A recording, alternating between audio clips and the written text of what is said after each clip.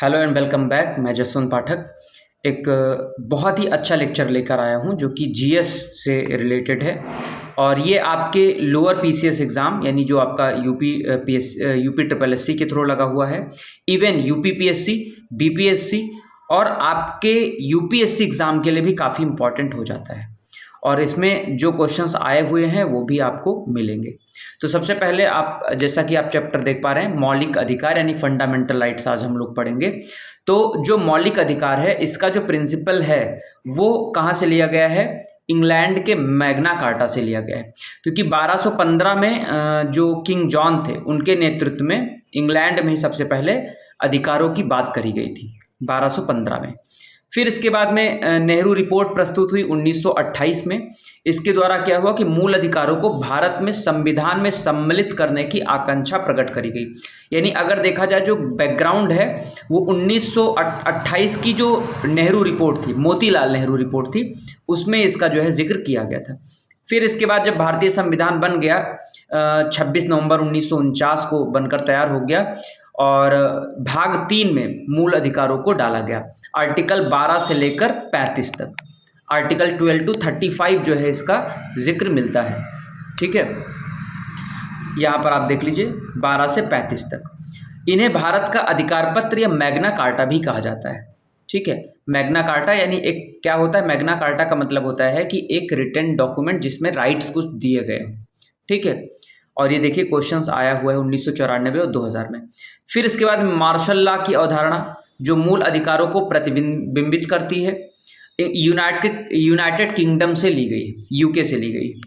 Alright, फिर यहाँ पर देखिए कि अनुच्छेद 13 में मौलिक अधिकारों के साथ असंगत या उनका अल्पीकरण करने वाले कानूनों का उल्लेख किया गया है। यानी कुल मिलाकर ऐसे कानूनों को नल एंड वाइट कर दिया जाएगा, उसको अस्तित्व विहीन कर दिया जाएगा जो फंडामेंटल राइट से टकराएगा। यानी आपको जो मौलिक अधिकार, बेसिकली अधिकार क्या होते हैं? वो अधिकार एक ऐसे तार्किक दावे हैं जो एक तरह से कह सकते हो कि सरकार के ऊपर लिमिट लगाने का भी काम करते हैं और भारत के जो सिटीजन्स या किसी भी देश के जो नागरिक हैं उनके ऑल राउंड डेवलपमेंट के लिए बहुत ही ज़रूरी है। ठीक है, वर्तमान में संविधान के तहत नागरिकों को 6 मौलिक अधिकार प्रदान किए गए हैं। पहला है समानता का अधिकार जो कि 14 से लेकर 18 तक है। दूसरा है स्वतंत्रता का अधिकार जो कि 19 से लेकर 22 तक है। शोषण के विरुद्ध अधिकार आर्टिकल 23 से लेकर 24 तक है। धार्मिक स्वतंत्रता का अधिकार अनुच्छेद 25 से लेकर 28 तक है। इसी तरह संस्कृत और शिक्षा संबंधी अधिकार अनुच्छेद 29 से लेकर 30 तक है। और जो कॉन्स्टिट्यूशनल रेमेडीज़ है यानी संवैधानिक उपचारों का जो अधिकार है वो आर्टिकल 32 में है। और इसी को डॉक्टर बी आर अम्बेडकर साहब ने भारतीय संविधान की आत्मा कहा है। ठीक, अब आगे बढ़े। फिर देखिए कि समानता का जो अधिकार है 14 से लेकर 18 तक है। इसमें कहा क्या गया है? आर्टिकल 14 में विधि के समक्ष समानता। कुल मिलाकर कोई भी नागरिक होगा, चाहे वो गवर्नर हो, चाहे वो जो है कह सकते हो भारत का नेता हो, किसी भी तरह का कोई भी पर्सन हो, अगर वो इंसान है तो उसको विधि के समान एक तरह से जो है ट्रीट किया जाएगा। कोई अमीर गरीब यानी सबको एक समान। यहाँ पर आप देख रहे हैं 2 तराजू बना हुआ है। ठीक है, तो तराजू बराबर है, बैलेंस करके चल रहा है। ठीक है, तो यानी भारत के राज्य क्षेत्र में किसी व्यक्ति को विधि के समक्ष जो है क्या माना जाएगा? समान माना जाएगा और विधियों के समान संरक्षण से वंचित नहीं होगा। तो यहाँ पर विधि के समक्ष समता के विचार कहाँ से है? ब्रिटिश मूल का है, जबकि विधियों के समान संरक्षण को अमेरिका के संविधान से लिया गया है। ठीक है, लेने का मतलब हो गया कि एकदम एग्जैक्ट नहीं किसी चीज़ को यहाँ पर गौरव किया गया है, यानी वहाँ से एक इंस्पिरेशन मिला है। अब आर्टिकल 15 जो कि मूवी भी आई हुई थी, इसमें आपने देखा था कि धर्म, मूल वंश, जात, लिंग या जन्म स्थान के आधार पर किसी भी तरह का भेदभाव, डिस्क्रिमिनेशन नहीं किया जाएगा। ठीक है, जो राज्य है, जो स्टेट है, वो किसी भी नागरिक के विरुद्ध केवल धर्म, मूल वंश, जाति, लिंग, जन्म स्थान अथवा इनमें से किसी के आधार पर भेदभाव नहीं करेगा। यानी किसी भी जाति, किसी भी धर्म का आदमी हो, महिला हो, पुरुष हो, उसको जो भारतीय संविधान है वो समान तरीके से देखेगा, भेदभाव नहीं करेगा।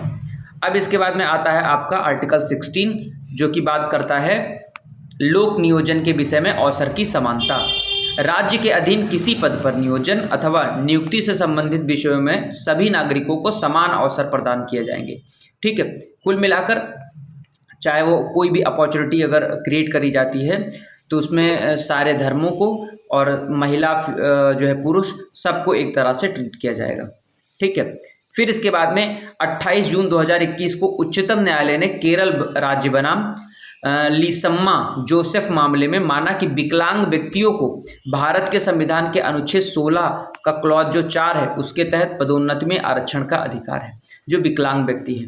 क्योंकि अब आप जो है किसी फिट आदमी को और विकलांग आदमी को एक साथ नहीं दौड़ा सकते हैं, तो उसके साथ में ऑलरेडी नेचर ने जो है वो किया है। ठीक है। तो उसको जो है क्या मिलेगा, रिजर्वेशन मिलकर उसको बराबरी का हक दिया जाएगा। रिजर्वेशन का मतलब होता है कि जो पिछड़े हैं उनको समान कैटेगरी में या बराबर की श्रेणी में लाना।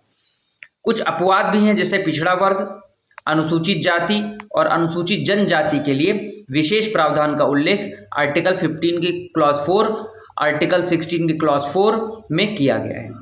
ठीक, इतना समझ में आया? चलो आगे चलते हैं।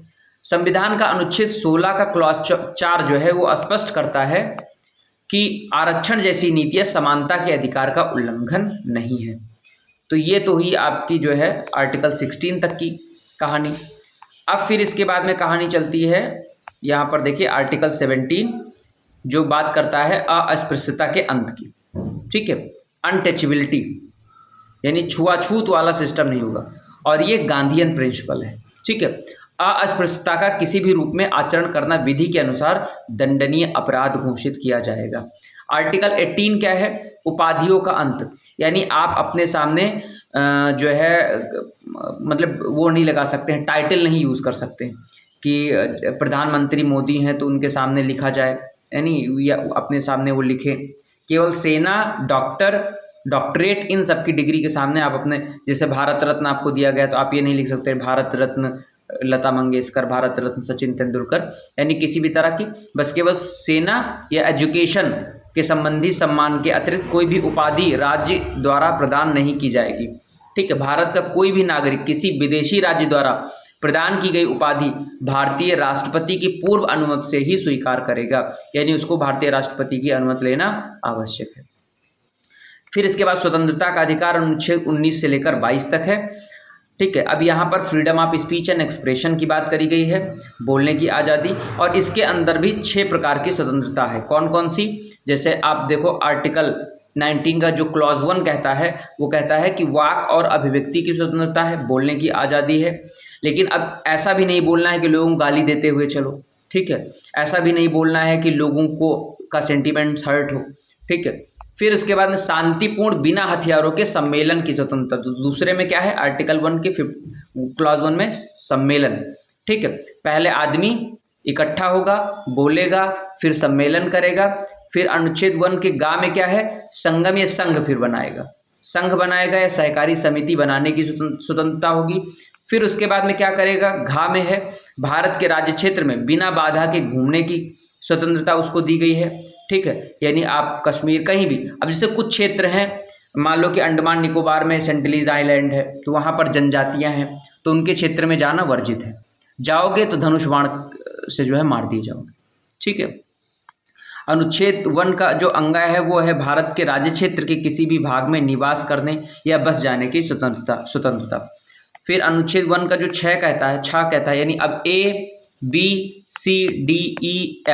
जो कहता है वो जीविका चलाने के लिए कोई भी व्यवसाय, उपजीविका या व्यापार करने की स्वतंत्रता दी गई है। ठीक। पहले इसमें एक और स्वतंत्रता हुआ करती थी, राइट टू प्रॉपर्टी, लेकिन अब उसको क्या बना दिया गया, लीगल राइट, विधिक अधिकार उसको बना दिया गया। ठीक। अब यहाँ पर देखो मूल संविधान में, जो हमारा मूल संविधान था उसमें 19 के तहत 7 प्रकार की स्वतंत्रता प्रदान की गई थी, लेकिन 44वें संविधान संशोधन अधिनियम 1978 द्वारा संपत्ति के अधिकार को, जो आर्टिकल 19 का क्लॉज 1 का जो 4 था एवं अनुच्छेद 31 को मूल अधिकार की श्रेणी से हटाकर अनुच्छेद 300 का ए के तहत कानूनी अधिकार के रूप में इसको शामिल कर दिया गया। ठीक। दूसरा है वाक और अभिव्यक्ति की स्वतंत्रता। अनुच्छेद 1 का क्लॉज 1 जो कहता है का ए, उसमें कहा गया है कि प्रेस की स्वतंत्रता को निहित माना गया है। और बोलने के साथ चुप रहने का भी अधिकार शामिल है। क्या मैंने बताया? बोलने के साथ चुप रहने की भी आज़ादी शामिल है, यानी आप अपना एक्सप्रेशन चुप रह के भी दे सकते हैं। और आपको बताना है कि कौन सा केस था, ठीक है, कौन सा केस था आपको बताना है कमेंट बॉक्स में, ठीक है। अनुच्छेद 1 के क्लॉज 1 का ए में से लेकर आर्टिकल 19 के क्लॉज 1 का 6 जो है उप क्लॉज यानी सब क्लॉज 6 तक में दी गई विभिन्न स्वतंत्रताओं पर अनुच्छेद आर्टिकल 19 का क्लॉज 2 से लेकर आर्टिकल 19 के क्लॉज 6 तक में दिए गए विभिन्न आधारों पर निर्बंधन आरोपित किया जा सकते हैं। यानी इमरजेंसी के दौरान क्या होती है, आपका जो आर्टिकल 19 वो छीन लिया जाता है। या मान लो कि कोई ऐसी सिचुएशन आ गई तो उस समय आपसे जो है आर्टिकल 19 जो है आपसे छीन लिया जाएगा। आपका आर्टिकल 20 और 21, ठीक, यानी जीवन जीने की स्वतंत्रता, और जो आर्टिकल 20 है यानी यहाँ पर आप देखेंगे अपराधों के लिए दोष सिद्ध के संबंध में संरक्षण, ये आपसे कभी नहीं छीना जाएगा, कभी, नेवर एवर, ठीक। यानी जीवन जीने की स्वतंत्रता और अपराधों के लिए दोष सिद्ध के संबंध में संरक्षण की स्वतंत्रता आपसे नहीं छीनी जाएगी। बाकी इमरजेंसी के दौरान सारे आर्टिकल आपसे लिए जा सकते हैं, ठीक। अब हम बात करेंगे आर्टिकल 20 की। आर्टिकल 20 क्या कहता है? अपराधों के लिए दोष सिद्ध के संबंध में संरक्षण। इसके अंतर्गत 3 प्रकार की स्वतंत्रता का वर्णन है। पहला, कि किसी व्यक्ति को अपराध के लिए दोषी तभी माना जाएगा जब वो किसी प्रवृत्त विधि या उस समय लागू का अतिक्रमण करेगा। पुरानी विधि है उसके आधार पर नहीं। किसी व्यक्ति को एक ही अपराध के लिए एक बार से ज़्यादा अधिक दंड नहीं दिया जाएगा। यानी एक बार उसने कोई अपराध कृत्य किया है तो एक बार अगर उसको दंड उसने भुगत चुका है तो दोबारा उसको नहीं दंड दिया जाएगा, ठीक। किसी व्यक्ति को स्वयं के विरुद्ध गवाही देने के लिए बाध्य भी नहीं किया जाएगा। अब इसके बाद आता है आर्टिकल 21, मोस्ट इंपॉर्टेंट, प्राण एवं दैहिक स्वतंत्रता का संरक्षण। इसमें जीवन जीने की स्वतंत्रता है, लेकिन अभी आपने देखा कि पैसिव एथुनेशिया है ना, निष्क्रिय जो इच्छा मृत्यु का भी जो है इसमें शामिल है, ठीक है, अधिकार। और अभी आप बताइए कि कौन सा केस था जिसमें एक लड़के को पैसिव एथुनेशिया निष्क्रिय इच्छा मृत्यु प्रदान करी गई। आपको उनका नाम बताना है, ठीक, कमेंट बॉक्स में। और ये भारत का पहला मामला है। किसी व्यक्ति को विधि द्वारा स्थापित प्रक्रिया के अंतर्गत उसके प्राण या दैहिक स्वतंत्रता के अधिकार से वंचित नहीं किया जाएगा। भारतीय संविधान के अनुच्छेद 21 में प्रयुक्त जो दैहिक स्वतंत्रता है, शब्दावली में संचरण अर्थात कहीं भी जाने का अधिकार यानी विदेश भ्रमण भी निहित है, ठीक। अब यहां पर आप देखिए, उच्चतम न्यायालय ने जीवन साथी चुनने का भी अधिकार, मूल अधिकार को, इसमें जीवन साथी चुनने के भी अधिकार को मूल अधिकार माना है और कहा है कि अनुच्छेद 21 में इसको माना जाएगा। यानी अनुच्छेद 21 के तहत आप अपने जीवन साथी चुनने का अधिकार भी आप जो है क्या कर सकते हैं, ग्रहण कर सकते हैं, ठीक है। तो ये था आपका मूल अधिकार। अब इसके बाद में यहाँ पर आप देखिए अनुच्छेद 21 में क्या क्या है। पहला तो है गरिमापूर्ण जीवन जीने का अधिकार। सिर्फ जीवन जीना ही जरूरी नहीं, गरिमापूर्ण जीवन, यानी आप को कह सकते हो कि ऐसा नहीं कि डेली पुलिस आके प्रताड़ित कर रही है, डेली आपके घर के जो है आसपास के लोग आपको गाली दे रहे हैं, यानी इसके लिए भी आपको क्या संरक्षण मिलेगा। दूसरा, स्वच्छ पर्यावरण। ऐसा नहीं कि पता चला दिल्ली की तरह इतना पॉल्यूशन आ गया कि अब आप घुट घुट के जी रहे हो, है ना, जहरीली हवा आपके अंदर जा रही है, आप बीमारियों से ग्रसित है, तब आप जी रहे हैं। जीवन रक्षा का अधिकार, जीवन रक्षा का अधिकार, निजता का अधिकार, राइट टू प्राइवेसी इसी में है, यानी आपका कोई फ़ोन तक नहीं चेक कर सकता, आपकी प्राइवेसी का भी कंसर्न इसमें दिया गया है। फिर स्वास्थ्य का अधिकार, निःशुल्क कानूनी सहायता का अधिकार, त्वरित सुनवाई का अधिकार, सूचना का अधिकार, सार्वजनिक फांसी के विरुद्ध अधिकार। तो ये सारी चीज़ें किस में दी गई हैं, आर्टिकल 21 में निहित। आई होप ये आपको क्लियर हुआ होगा, ठीक। अब अनुच्छेद 21 का जो क्लास ए है वो कहता है कि शिक्षा का अधिकार इसमें शामिल है और राज्य जो है वो 6 से 14 साल तक के बच्चों को क्या करेगा, निःशुल्क और अनिवार्य शिक्षा उपलब्ध कराएगा, ठीक। अब इसके बाद में एक आता है कॉन्स्टिट्यूशनल अमेंडमेंट, यानी संविधान संशोधन 86वां कॉन्स्टिट्यूशनल अमेंडमेंट 2002 में, ठीक। इसमें कहा गया है कि और 21 की क्लॉज ए में कहा गया है कि 6 से 14 वर्ष तक की आयु के सभी बच्चों के लिए निःशुल्क और अनिवार्य शिक्षा को मौलिक अधिकार का दर्जा प्रदान किया गया है। तो ये चीज़ें इसमें निहित है। अब इसके बाद में आता है आर्टिकल 22। ठीक है, कुछ दशाओं में गिरफ्तारी और निरोध से संरक्षण मिलेगा। किसी गिरफ्तार व्यक्ति को ये अधिकार प्राप्त है कि उसे गिरफ्तारी के कारणों से अवगत करवाया जाएगा, बताया जाएगा कि पुलिस तुमको क्यों गिरफ्तार कर रही है। और दूसरा क्या है कि उसे 24 घंटे के अंदर यात्रा के समय को छोड़कर निकटतम दंडाधिकारी जो मजिस्ट्रेट होगा उसके सामने पेश किया जाएगा। उसे अपने पसंद के विधि व्यवसायी से परामर्श करने और प्रतिरक्षा करने के अधिकार से वंचित नहीं किया जाएगा, यानी अपने पसंद के अकॉर्डिंग वो अपना वकील कर सकता है। ठीक है, तो आप देख भी सकते हो कि हर एक एग्जाम में आया हुआ क्वेश्चन है, तो ये बार बार रिपीट होते रहते हैं।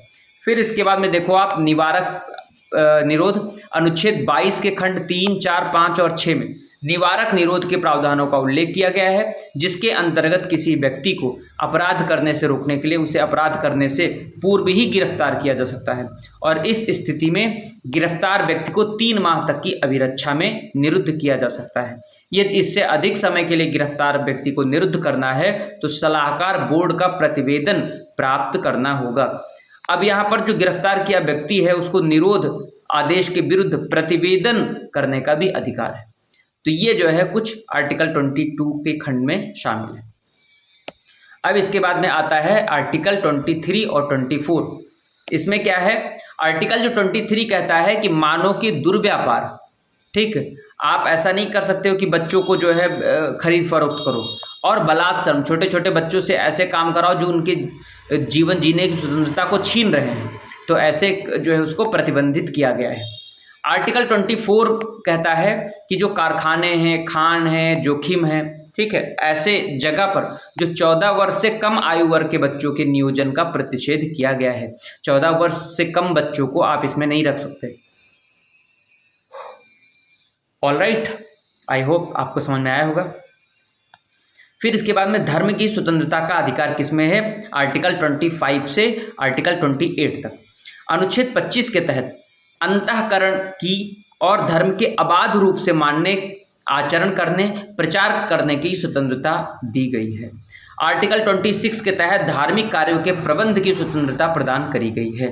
ये देखो लोअर पीसीएस में आया है। ठीक है, तो लोअर पीसीएस का आपका यूपीएससी का एग्जाम लगा भी हुआ है, पीसीएस का एग्जाम दिसंबर में है, यूपीएससी का एग्जाम आपका मई में है।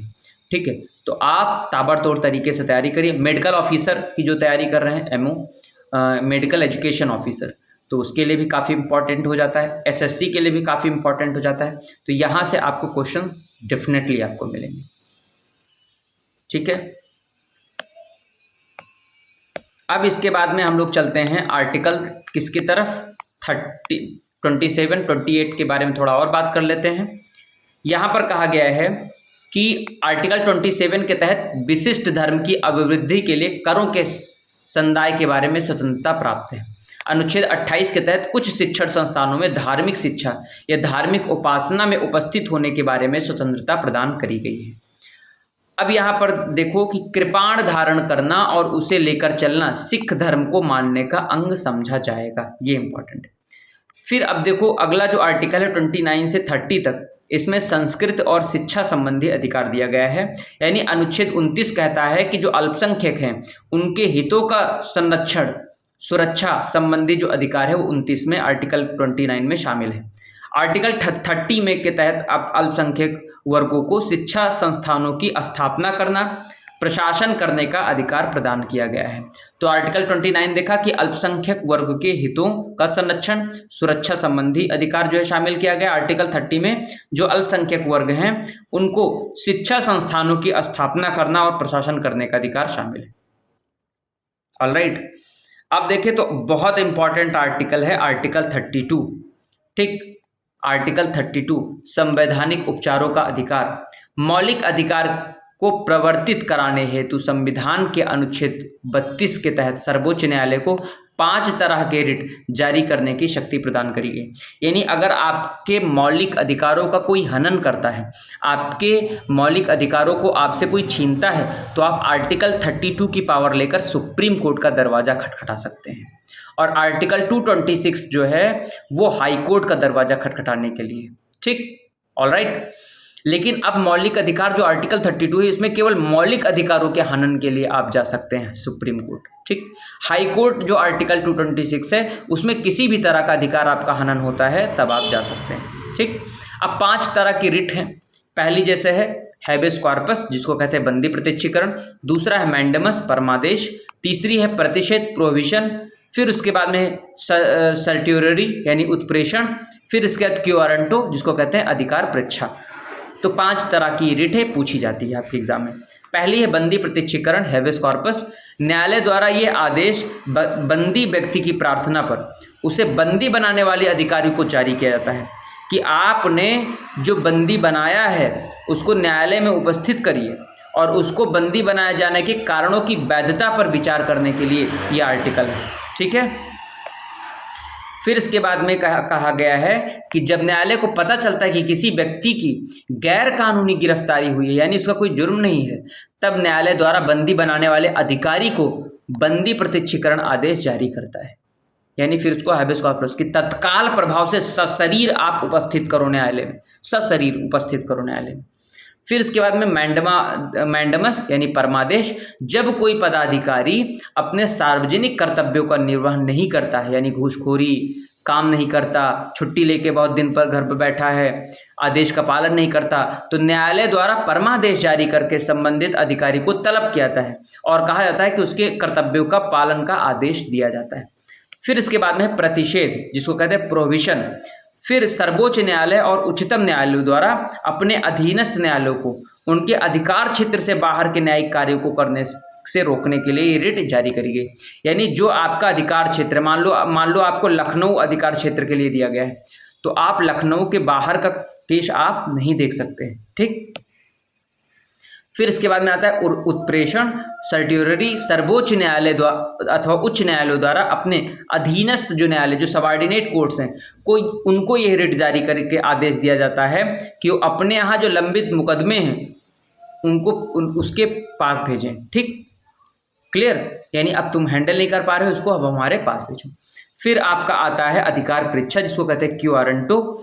इसमें क्वेश्चंस की बात करिए तो जब कोई व्यक्ति किसी ऐसे लोक पद को धारित करता है जिसके लिए उसके पास कोई वैधानिक अधिकार ही नहीं है, यानी वो गलत तरीके से हुआ है, तो न्यायालय उससे अधिकार परीक्षा आदेश के द्वारा पूछता है कि वो किस अधिकार से वो लोक पद धारित कर रहा है। आर्टिकल जो 32 है उसको डॉक्टर BR अम्बेडकर साहब ने बोला क्या, संविधान की आत्मा का, मैंने बताया। फिर इसके बाद में आर्टिकल 352 राष्ट्रीय आपातकाल में मौलिक अधिकारों का प्रवर्तन, अनुच्छेद 20 और 21 को छोड़कर राष्ट्रपति द्वारा निलंबित किए जा सकते हैं। यानी आर्टिकल 20 और 21 आपसे नहीं छीना जा सकता, बाकी अधिकार जो है निलंबित हो सकते हैं। तो ये था आपका मौलिक अधिकार, जो कि काफ़ी इम्पॉर्टेंट है। ठीक, अब इसमें थोड़ा सा और देख लेते हैं। और यह शक्ति राष्ट्रपति के अनुदेश 359 के तहत प्राप्त है। भारतीय संविधान में 44th अमेंडमेंट हुआ, जिसके तहत 20 और 21 के अंतर्गत प्राप्त मूल अधिकारों को निलंबित नहीं किया जा सकता। फिर इसके बाद में आप देखते हैं कि केशवानंदन भारती केस आया 1973 में, और कहा गया कि सर्वोच्च न्यायालय ने निर्णय दिया कि संविधान के मूल ढांचे को छोड़कर, बेसिक स्ट्रक्चर जैसे डेमोक्रेसी, फेडरलिज्म, ठीक है, रूल ऑफ लॉ, ऐसे इसको कहते हैं क्या, मूल ढांचा, जिन पर संविधान खड़ा हुआ है, जो संविधान का की बेस है, उनको छोड़कर संसद मूल अधिकारों में भी संशोधन कर सकती है। फिर और इसी में कहा गया है कि जो प्रियम्बल है, जो प्रस्तावना है, वो संविधान का भाग है।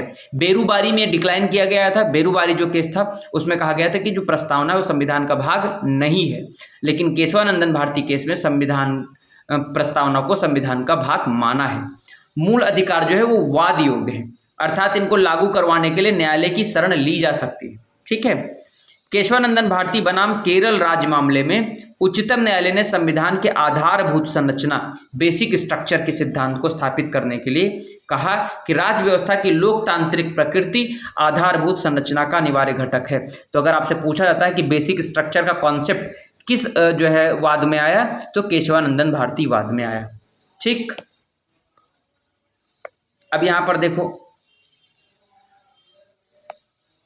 तो ये आपका जो मौलिक अधिकार था वो फिनिश हो गया। अब इसके बाद में हम क्लास लेंगे लेक्चर 10, जिसमें राज्य के नीति निर्देशक तत्वों के बारे में पढ़ा जाएगा।